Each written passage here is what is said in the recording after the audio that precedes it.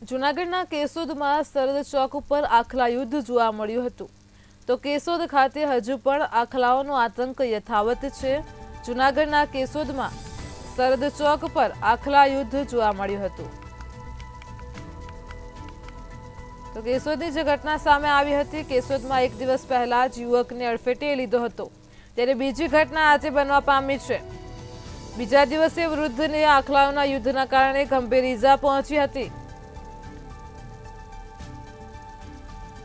તો રસ્તાની વચ્ચોવચ્ચ આખલાઓના યુદ્ધના કારણે લોકોમાં દોડધામ મચી ગઈ હતી। જૂનાગઢના કેશોદના દ્રશ્યો છે। કેશોદના સરહદ ચોક પર આખલા યુદ્ધ જોવા મળ્યું હતું। કેશોદમાં હવેલી સામે જ બે આખલાઓ વચ્ચે ભયંકર યુદ્ધ જામ્યું હતું, જેના કારણે એક વૃદ્ધને ગંભીર ઈજા પહોંચી હતી। તો એક દિવસ પહેલા જ આખલાઓએ યુવકને અડફેટે પણ લીધો હતો।